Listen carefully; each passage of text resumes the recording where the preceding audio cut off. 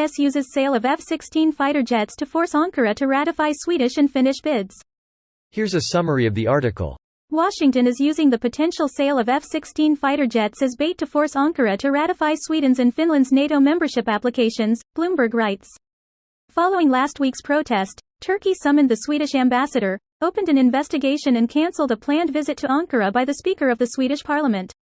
Although Sweden has deported at least one of the suspects wanted by Erdogan, its government cannot overturn a court decision in extradition cases where the judiciary has refused to send the accused to Ankara. He was very unhappy with a number of NATO countries, and I'm sure he wanted to advance his position in the broader NATO sphere by using Sweden and Finland to join, Finnish President Sauli Niinisto said of Erdogan in an interview with the Swedish publication Dagens Nyheter.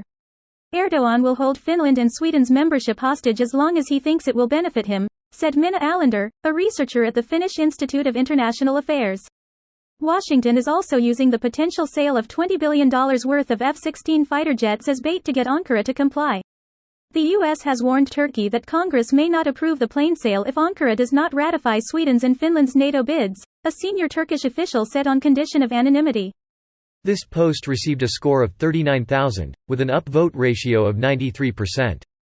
Here are the top comments in response to this article. Turkey should not be allowed to compromise NATO security. The US should do more than just hold up weapons sales. The US will likely do more, but only if it's necessary.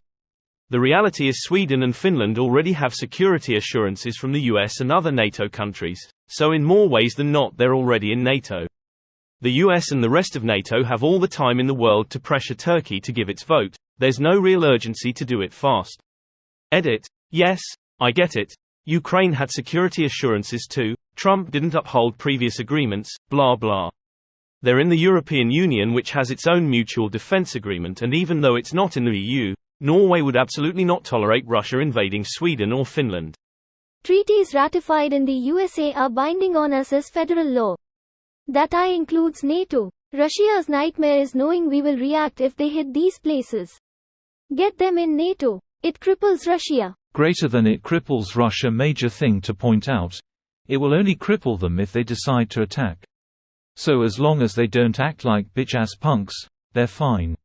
Basically, it cripples their ability to be a thuggish hegemon in the region. But if they just trade normally and do diplomacy like everyone else, they'd probably be flourishing, if not for all the attendant corruption. Greater than, but if they just trade normally and do diplomacy like everyone else, they can't do that. The government is a kleptocracy. The ruling class constantly runs out of things to steal within the country, so their only avenue for growth is to steal from other nations. They can't stop stealing, because they would open up an avenue for capital and thus power on the global stage to accumulate with someone Putin doesn't control, and that's not an option to maintaining his power. It's not even about being closer to Western ideas. Any dissent of any kind is unacceptable to him. Oh, for sure. Their kleptocracy is also a klepto-economic system, so they're incapable of normal trade.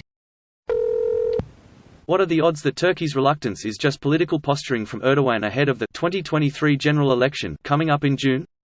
Not at all familiar with Turkey's political landscape, but it does seem like a plausible explanation for Turkey's stance so far. Not quite. Sweden's entry into NATO is protested by most of the political spectrum within Turkey. I have seen almost zero opposition to Finland, Erdogan, and is being criticized for failing to extort enough suspects from Sweden. As for opposition parties, they are disdained by worsening European relations. I remember the head of the main opposition party saying, "This issue should have been resolved behind closed doors."